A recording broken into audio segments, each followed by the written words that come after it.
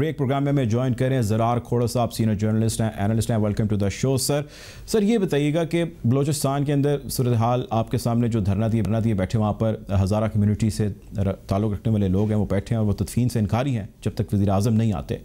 Government की primary responsibility आप क्या समझते हैं सारी सिचुएशन के अंदर, और उस पर वो कितना स्विफ्टली एक्ट कर रही है? थोड़ा एनालाइज कीजिएगा सिचुएशन को। देखिए, गवर्नमेंट की प्राइमरी रिस्पॉन्सिबिलिटी तो इस दौर में भी वही है जो हर दौर में होती है कि अपने शहरियों को तहफ़्फ़ुज़ फराहम करें। जहां ये नामुमकिन हो जाता है या इसमें कोई फेलियर आता है, तो फिर जिम्मेदारी आती है कि उनके आप आंसू पहुंचे, उनके जख्मों पर आप मरहम लगाएं। लेकिन अब किस्मती से हमें ये भी नहीं नजर आ रहा उस तरह जिस तरह नजर आना चाहिए।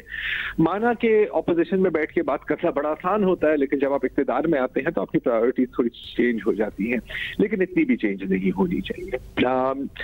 जो वहां पर बैठे हैं और सर देखिए, ये हमने एक बार नहीं ना, ये हमने बार बार देखा है, हमने हर दौर में देखा है। अलमदार रोड पे जो ट्रक बॉम्बिंग थी, हमने वो भी देखा। हमने ये भी देखा कि चीफ अवामी स्टाफ बाजवा साहब खुद वहां पर गए थे। अभी फिर क्या चीज रोक रही है, ये मैं जानना चाहूंगा। अगर उस दौरे के लिए सिक्योरिटी अरेंज हो सकती है तो इस दौरे के लिए भी सिक्योरिटी अरेंज हो सकती है। अच्छा, मैं ये नहीं कह रहा कि वो वहां पहुंचेंगे तो बिल्कुल सब कुछ सही हो जाएगा या ऐसी वारदात दोबारा नहीं होगी। जैसे मैंने कहा, ये हमने बार बार देखा है, और बदकिस्मती से मैं ये भी कह सकता हूं कि हम आगे आने वाले सालों, दिनों, हफ्तों, महीनों में भी ये हम दोबारा देखेंगे। लेकिन कम अज कम जाके कोई उनके आंसू पहुंचते। अब ये काम शेख रशीद को आपने भेजा, ठीक है, उससे वो मुतमईन नहीं हुए। आपने अली जैदी को भेजा और आपने जुल्फी बुखारी को भेजा। शायद इसीलिए भेजा कि ये सोच थी कि जी वो भी शिया कम्युनिटी से हैं, ये भी शिया कम्युनिटी से हैं, तो क्या अपने अपनों का सुन ले। तो अगर ये सोच है तो ये भी कितनी अजीब सोच है। क्या सब एक किस्म के शहरी नहीं है इस मुल्क में? क्या सबका एक किस्म का हक नहीं है? अब अगर मैं यहाँ पर आपको बैठ के बताने लगूं कि हज़ारा कम्युनिटी की कितनी खिदमत है पाकिस्तान के लिए, तो वो भी कितनी अजीब बात होगी कि ऐसा नहीं लगेगा कि जी देखिए इनकी खिदमत है इसलिए इनको नहीं मारना चाहिए। ना होती तो फिर सही था। देखिए, जो तल्ख हकीकत है ना सर, वो ये है कि हज़ारा सबके हैं, लेकिन हज़ारों का कोई नहीं है इस मुल्क में। जाहिर है, देखिए, मेन रिस्पॉन्सिबिलिटी हमेशा जिस दौर की हुकूमत होती है, जिस दौर के हुक्मरान होते हैं, उन पर होती है, लेकिन बाकियों पर भी है। आपने बाकियों से क्या रिस्पॉन्स देखा है? और रिस्पॉन्स आप देखेंगे भी नहीं। आप एक दो ट्वीटें देख लेंगे, मैं ये नहीं कह रहा, उसके बाद बिजनेस एज यूजुअल शुरू हो जाएगी। आप देखते हैं कि इमरान खान साहब की ट्वीट आती है, पहले ही ट्वीट में वो कह देते हैं कि जी ये बैरून मुल्क की कुव्वतें कर रही हैं। आप 2013 की उनकी स्पीच देखें तो वो कहेंगे कि जी अगर मैं इक़्तिदार में होऊंगा तो मैं ये कभी नहीं कहूंगा उठते के साथ कि ये बैरून मुल्क से साजिश हुई है, पहले मैं अपने घर में रखूंगा। बहुत चेंज हो गया ना सर 7 सालों में। अनफॉर्चुनेटली जी, हज़ारा जो है वो एक पीसफुल कम्युनिटी है, और ये ही उनकी बहुत बड़ी गलती है शायद। अच्छा, अगर वो तहरीक लबैक की तरह रोडों पर निकले, अगर वो किसी और की तरह बंदूकें उठाएं, तो क्या फिर हम उनकी बात सुनने पर आएंगे? बेसिकली ना किसी को कोई सियासी फायदा है इनसे, तो बिल्कुल परफॉर्मेंस के लिए एक दो बंदे चले जाएंगे, परफॉर्मेंस के लिए 2-3 ट्वीट्स आ जाएंगी, कुछ टाइम के लिए शायद चीजें बेहतर हो जाए, लेकिन ये जो मुसलसल इनकी नस्ल कुशी चल रही है, और ये नस्ल कुशी ही है, ये तो चलती रहेगी। मुझे तो नहीं लगती हुई नजर आती। अच्छा, देखें, ये जो नस्ल कुशी है या जो ये टेररिज्म का एक्ट हो रहा है, इनके खिलाफ और टारगेट किया जा रहा है, ज़ाहिर है आपने भी कहा ये सिलसिला कोई नया नहीं है, पुराना है। पिछली 2 दहाइयों से हम देख रहे हैं कि कई 100 बल्कि अब तो हज़ारों में शायद इनके शोहदा की फहरिस्त बढ़ चुकी है, और वो आ रही है सामने। किसी एक दिन, किसी एक साल में 188 के करीब भी इन्होंने लाशें उठाई। अब इस पे इंस्टेंटली प्रॉम्प्टली वज़ीर-ए-आज़म ने या उनके तर्जुमानों ने कहा कि जी इसमें इंडियन जो हाथ है वो इन्वॉल्व है, विदाउट एनी डिटेल्ड इन्वेस्टिगेशन। हम ये खस करते हैं कि इंडियन हाथ वहाँ पर इन्वॉल्व यकीनन होगा, वो कह रहे हैं तो ज़िम्मेदारी से इस चीज़ को कह रहे हैं, लेकिन हम इसको काउंटर करने में आपको लगता नहीं कि गुज़िश्ता कुछ अरसे में दोबारा से कुछ परेशानी का शिकार है? FC चेक पोस्ट पर हमला देखें, फुटबॉल ग्राउंड के बाहर हमला देख लीजिए। Insurgency is increasing, and if it is increasing then why it is increasing? I mean this is the time कि हम इस वक्त बहुत एक्टिव होते हैं और हम एक स्टेप आगे बढ़कर चल रहे होते हैं, लेकिन हम तो वापस गोइंग बैक टू देयर। असूलन ऐसा ही होना चाहिए जैसे आपने अभी दुरुस्त फरमाया आपने।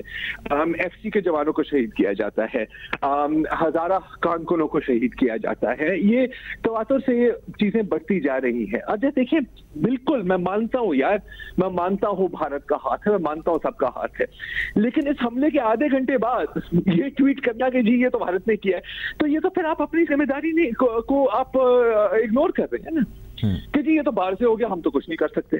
दूसरी बात है कि अभी हाल में ही हमने एक डोसियर पेश किया है जो काफी तफसीली था, और बिल्कुल देखिए ये हकीकत है कि बिल्कुल आउटसाइड फोर्सेस डू इंटरवीन। आपके दुश्मन की जॉब डिस्क्रिप्शन है यार आपको तबाह करना, राइट? इसमें तो कोई नई बात नहीं है, लेकिन आधे घंटे के अंदर अंदर आप ये कैसे कह सकते हैं? ये यार ये मैं मानने के लिए तैयार नहीं हूं, दुनिया क्या मानेगी? और सबसे बड़ी बात कि इसमें बड़ी इंसेंसिटिविटी नजर आती है, बड़ी इंसेंसिटिविटी नजर आती है, और मैं सिर्फ अफसोस ही कर सकता हूँ अब जी, मेरे पास और कोई अब अल्फाज बचे नहीं है, क्योंकि ये जो अभी हम बात कर रहे हैं ना सर, ये हजारों दफा की है और हजारों दफा और करेंगे। मुझे तो ये सोचकर ही खौफ आता है ना। अच्छा सर, अदर देन दिस हमने ये भी देखा कि इस वाक़े के ऊपर एक पॉलिटिक्स जो है वो स्टार्ट हो चुकी है, अपोजिशन और गवर्नमेंट के दरमियान जो एक महाज खुला हुआ है PDM और गवर्नमेंट के नाम पे जो रोज़ टॉक शोज़ भी होते हैं और उस पर बातचीत भी होती है, तबसर भी होते हैं। अब इसके ऊपर आज अपोजिशन भी सीख पाए, आपको लगता नहीं था कि शायद अपोजिशन में भी किसी को चले जाना चाहिए था उनके पास, not for points scoring, I mean just to condole कि यार okay we are there for you? बिल्कुल जाना चाहिए था, मेरा ख्याल है कि कुछ लो लेवल लोग गए हैं, लेकिन देखें अगेन, जैसे मैं अभी थोड़ी देर पहले मैं यही बात कर रहा था ना जी।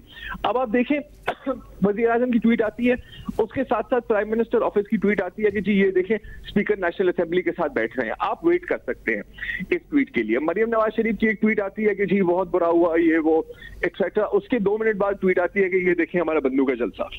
तो आपने तो सिर्फ सब सिर्फ टिक कर रहे हैं बॉक्सेस को, सब सिर्फ अपने नाम उंगली काट कर, अंगूठा काट कर शहीदों में अपना नाम लिखवा रहे हैं। हाजिरी लग रही है, तो हाजिरी लग रही है सर, हमेशा लगती है यार, हमने कितनी दफा ये देखा है, हमने कितनी दफा देखा है।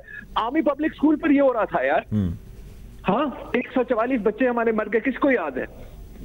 हाँ किसको याद है? हम तो सिर्फ गाने ही बजा रहे हैं ना अब, याद किसी को कुछ नहीं है। अच्छा ये बताएं, ये भी हम 2 हफ्ते में हम भूल जाएंगे। ज़रा साहब ये बताएं कि बात खैर इसकी भी बहुत सारी हो रही है, लेकिन let's do a reality check. आज नेशनल डायलॉग की कितनी ज़रूरत है? आई मीन जितने हमारे स्टेक होल्डर्स हैं, जितने भी हमारे स्टेक होल्डर्स हैं इंक्लूडिंग पॉलिटिकल इंस्टीट्यूशंस और बाकी जितने इंस्टीट्यूशंस हैं हमारे, आपको लगता नहीं है कि एक हाई टाइम है कि हम सबको यार अब वाकई बैठ जाना चाहिए और बैठ के बात करनी चाहिए कि भाई ये प्रॉब्लम्स हैं हमारे, ये आपके ग्रीवेंसेस हैं, ये हमारे कंसर्न्स हैं, let's sort them out, but on top of list should be Pakistan. I mean absolutely this is not happening, who will do it? कौन करेगा? नहीं, कोई नहीं करेगा। क्यों नहीं करेगा और फिर होगा क्या? हाँ क्यों नहीं करेगा? देखिए आपने कहा हाई टाइम, मैं तो सर आपने कहा हाई टाइम ना, मैं तो कहता हूँ इट इज पास्ट टाइम, ठीक है ना? और ये नहीं करेंगे सर, बिकॉज देखिए हुकूमत के सामने ये चोर है, डाकू है, ऑपोजिशन के सामने ये सिलेक्टेड है और पपेट है। जब आप एक दूसरे को इस नजर से देख रहे हैं तो कौन बैठ के बात करेगा सर?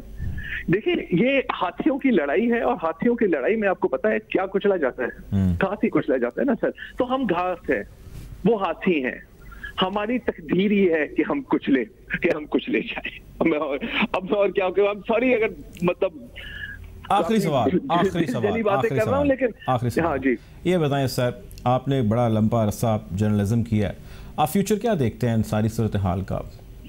सर एक दफा मेरा ख्याल है फैज साहब से सवाल पूछा गया, ठीक है, वो उस वक्त भी जैसे हम अभी बात कर रहे हैं ना कि क्या होगा, तो उस वक्त भी पूछा गया कि सर फैज साहब आपको परेशानी नहीं है कि क्या आगे जाके क्या होगा? उसने कहा कि नहीं जी मुझे इससे डर नहीं है, मुझे डर इस बात से है कि ऐसा ही चलता रहेगा। ठीक है जी, बहुत शुक्रिया जी, बहुत शुक्रिया जी। हमारे साथ ज़रार खोड़ा साहब मौजूद हैं।